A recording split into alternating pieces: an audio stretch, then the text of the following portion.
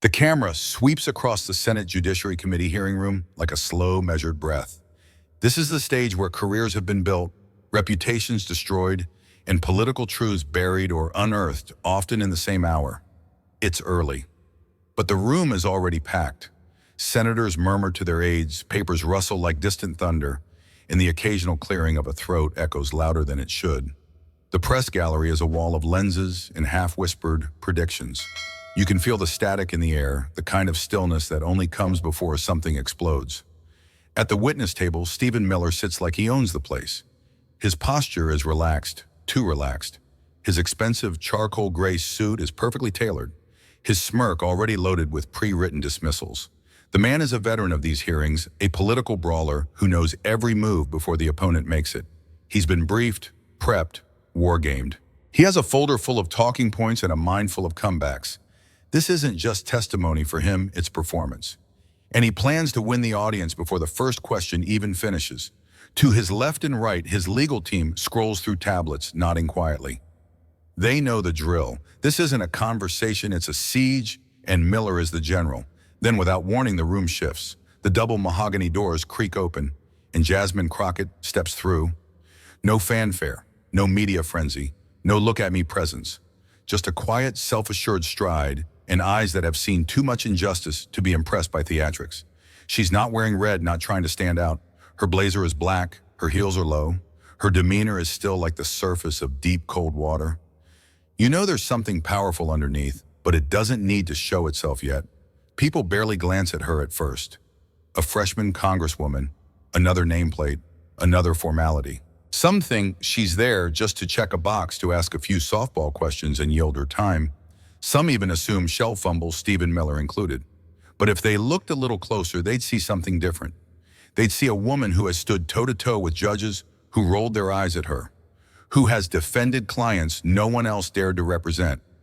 A woman who doesn't shout to be heard because she knows truth doesn't need volume, it needs timing. As she takes her seat and quietly places a worn leather folder on the desk in front of her, the storm hasn't arrived, but the barometric pressure just dropped. She doesn't raise her voice. She doesn't wave to the cameras. She doesn't need to. Jasmine Crockett takes her seat quietly, no entourage, no dramatics. Her hands are steady as she opens a simple leather folder, not filled with fluff or political theater, but with facts. Cold, documented, undeniable facts. A freshman congresswoman, yes. But that title alone barely scratches the surface. She's a black woman, a former public defender and civil rights attorney from the state of Texas.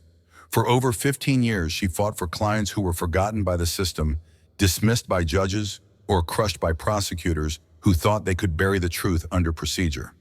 She's been underestimated her entire life. In courtrooms, in campaigns, in closed-door meetings where power was traded like currency. She's used to the glances, the patronizing smiles, the polite nods that say, just ask your question and move on. But Jasmine didn't come to move on. She came to make it count. Stephen Miller across the table barely acknowledges her. He scribbles something on a notepad, a dismissive glance, a practiced indifference. He's seen hundreds of legislators, hundreds of questions. He's shut them all down. But what he doesn't realize is that Jasmine Crockett has already won the first round by not playing the game his way. She's not here to shout louder. She's here to be clearer. She's not trying to impress the cameras. She's trying to reach the truth. She's not seeking applause. She's here for accountability. And that is far more dangerous to a man like Stephen Miller. Jasmine Crockett takes a breath. Calm, controlled. Her fingers lightly tap the desk as she leans into the microphone. The room isn't watching her, not yet. They're still scrolling phones, scribbling notes, waiting for the real show to begin later. But she's ready. Mr. Miller, under the 2018 policy, you're misrepresenting the law, Miller snaps. 6 words in, that's all she got. His voice cuts sharp and fast like a blade designed to wound, not kill, just enough to take her off balance. His tone arrogant, condescending, dismissive. He leans forward, eyebrows raised, smirk widening. He thinks it's clever, thinks it'll shake her rhythm. The committee room chuckles nervously. Some aides smirk. One camera zooms in on Miller's face. He wants this on the evening news. Interruption number 1, and he's just warming up. But Crockett doesn't blink, doesn't shift, doesn't even look surprised. She's seen this play before too many times. The man with the power, the interruption meant to rattle, the attempt to reassert dominance by derailing a woman mid-sentence. She's not rattled, she's recording. Because every time Stephen Miller opens his mouth, she's building a case not just against his policy, but against the tactics he thinks will save him. Interruption number 2 comes just moments later. This isn't a courtroom congresswoman. Miller rolls his eyes, tosses the phrase like it's a joke, like her presence is a formality he doesn't have time for. Interruption number 3 follows on its heels. That's cherry picking. You're ignoring key precedents. He's not answering. He's performing for the cameras, for his allies, for anyone watching who believes loud equals right. By the time he hits interruption number 4, the rhythm is familiar. Please don't politicize this. We're here to talk about facts. Facts, ironically, are what Crockett brought in abundance, but he doesn't want those heard. He wants noise, distraction, fog. Interruption number 5 is a little louder, the tone sharper. You're twisting my words. Miller leans forward. He wants the control back. He can feel it slipping. And then interruption number 6. Let's stay professional here, Congresswoman. He says it with that smug grin, that rehearsed condescension, as if her composure offends him more than any insult could. But Jasmine Crockett doesn't flinch. Not once. She doesn't take the bait, doesn't raise her voice, doesn't fire back. She just watches him like a seasoned boxer, letting her opponent swing wildly, wasting his energy. Because she knows something he doesn't. The louder he gets, the more clearly America hears her silence. And that silence is starting to roar. She hasn't raised her voice once, she hasn't interrupted back, and now the silence she's kept so carefully becomes her sword. Jasmine Crockett leans forward, elbows resting lightly on the desk. Her tone is steady, her words measured. No anger, no ego, just a calm, deliberate presence. Mr. Miller, she begins, her eyes locking onto his. You've testified repeatedly about your deep knowledge of immigration law, that you oversaw the policies at the southern border during your time in the White House. Miller shifts slightly, just slightly, enough to betray that he's listening now. So I'd like you to explain something simple. She pauses, not because she's uncertain, but because she wants the entire room to lean in. They do. If your team was so prepared, so legally thorough, then why was there no system, not even a spreadsheet, to track which child belonged to which parent when you separated families at the border? The silence hits like a slap. No legal jargon. No partisan accusation. Just a question that slices through the fog like a scalpel. Clean. Devastating. Miller blinks. The smirk fades. The cameras zoom in. This isn't politics now. This is truth demanding an answer. Jasmine doesn't fill the silence. She lets it grow. Lets the weight of it settle on everyone watching live, in person, or across millions of screens. And then, still calm, she delivers the blow that will echo beyond that room. Because from where I'm sitting, Mr. Miller, either that was gross incompetence or it was deliberate cruelty. Which was it? Was that incompetence or cruelty? Her voice doesn't rise. It doesn't waver. It simply lands like a thunderclap in a room that thought it was safe from storms. The air disappears. For a second, maybe more, the entire hearing room forgets to breathe. You can feel it, that collective intake that never comes. Miller's skin loses color. The smirk is gone, erased like chalk under a tidal wave. His mouth opens reflexively, as if his body expects a response, but nothing comes out. No sharp retort, no pivot to legalese, no smug correction. Just silence. His eyes dart to his legal team, to the senators, to the cameras, but nowhere to hide. And Jasmine Crockett. She stays still, no celebration, no gotcha smile. She doesn't need to gloat, because this isn't about ego. It's about accountability. What's happening isn't dramatic for the sake of drama. It's seismic. Because Stephen Miller, the man who made a career out of dominating hearings, steamrolling opponents, and drowning truth under jargon, has just been silenced by a question he can't answer. Not because he doesn't know, but because the answer damns him either way. We rewind the clock. Years before the cameras, before Congress, before she became a national voice for justice, Jasmine Crockett was just an attorney standing alone in a Texas courtroom. No microphones, no lights. Just her voice and a stack of case files filled with broken lives. She wasn't a political figure then. She was a public defender. Underpaid, overworked, assigned to cases no one else wanted or dared to touch. And on the other side, men in robes. judges with deep Southern drawls, courtrooms filled with whispered, doubt sideways glances, and ceilings that always seemed too low for someone like her to rise. She stood up anyway. She stood when her clients had no hope left, when prosecutors rolled their eyes, when racist judges sighed as she entered the room. She stood when people told her, "You're too young, you're too black, you're not like the lawyers we're used to seeing in here." But she never raised her voice. She didn't need to. She had the truth. And the truth, when spoken clearly, steadily, and without fear, can collapse the most fortified lies. In one case, she defended a teenager wrongfully accused of armed robbery. The evidence: a shaky eyewitness and a biased report. The DA wanted to make an example. Jasmine wanted justice, and she got it because she stayed calm, stayed focused, and never let their assumptions define her outcome. Those moments in courtrooms where no one clapped, where no cameras rolled, or where Jasmine Crockett was forged. That's why she didn't flinch when Stephen Miller tried to silence her. She's been through worse. We don't see a politician here. We see a fighter forged not in popularity polls, but in places where no one clapped for her victories. Jasmine Crockett didn't learn strategy from TV debates. She learned it in jail cells, law libraries, and fluorescent-lit courtrooms where justice always felt out of reach. She learned to let power unravel itself. When a judge barked at her to move along, she didn't argue, she waited. When opposing counsel mocked her wardrobe, her age, or her race, she didn't respond. She documented, she adapted. She learned that ego is loud, but truth is patient. She watched powerful men interrupt themselves, not by accident, but by arrogance. They spoke too much, revealed too much, lost their calm too soon. So she built her power in silence. She let them expose themselves, then spoke at the exact moment they couldn't run from the truth. What we saw in that congressional hearing wasn't a one-time miracle. It was the culmination of hundreds of small battles, cases lost by bias. Clients saved in the final hour, hours spent combing through policies that others skimmed past, nights she sat alone reading, rereading, preparing not for applause but for impact. Stephen Miller thought he could throw her off, but he didn't understand she had been forged in a world far harsher than a committee room, and that world had made her unshakable. At first, it was just another congressional hearing, one of thousands, another day in Washington. Just another clip uploaded to the C-SPAN archive, destined to be watched by policy wonks and political interns. But not this time. Within 2 hours, the clip of Jasmine Crockett calmly dismantling Stephen Miller spread like wildfire. It wasn't because she yelled. It wasn't because she slammed the table or pointed fingers. It was because she didn't. People weren't drawn to rage. They were drawn to restraint, to a woman who didn't fight fire with fire but used a scalpel to cut through a fortress of lies.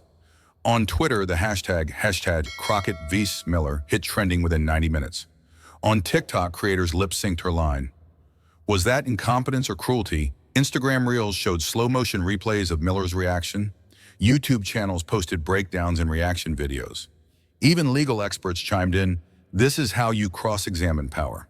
But more than the analysts, it was the people who made the moment explode. A retired veteran wrote, "That woman just said what we've been waiting to hear for years." A school teacher tweeted, "I played this in class. We talked about courage." A mother in Arizona commented, "Finally, someone stayed calm and held him accountable. That's the leadership I want my daughter to see." This wasn't a gotcha moment. It was a mirror, and millions of people saw themselves in her reflection. The video didn't just go viral. It went visceral. Within 24 hours, Jasmine Crockett's calm takedown of Stephen Miller wasn't just being shared, it was being felt. Activists reposted the clip with captions like, "This is how you dismantle power without raising your voice." She did it for all of us who were told to sit down and be quiet. Teachers used it as a classroom lesson, not in politics, but in courage.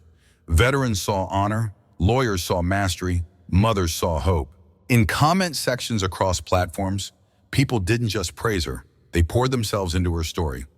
A 63-year-old retired nurse wrote, "I was once interrupted in a hospital board meeting the same way. I never forgot that feeling. Thank you, Congresswoman, for not backing down." A young woman posted, "I just saved this clip for the day someone tries to talk over me at work." A man wrote, "I watched this with my teenage daughter.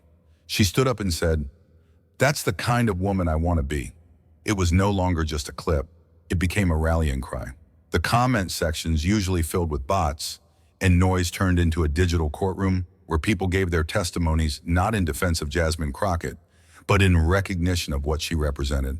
And in that courtroom of the people, she won it all. They didn't expect it to go viral. They definitely didn't expect it to go global. Stephen Miller's team moves quickly. By the next morning, talking points are drafted. Emails are sent to conservative news outlets. A full-blown PR campaign is launched. It was political grandstanding. She came for a viral moment. It was all about theatrics, not policy. But the problem is, the video doesn't lie. 6 interruptions, all caught on camera, all time-stamped. 1 question, 1 silence, 1 man, Stephen Miller, blinking, swallowing, unable to speak. There's no spin strong enough to erase that silence, because that silence said more than any prepared statement ever could. They try to push alternative narratives, clip the footage differently, flood the feeds with old interviews, try to reframe the narrative, but the public isn't buying it. Because this time the receipts aren't coming from activists or politicians, they're coming from the tape itself.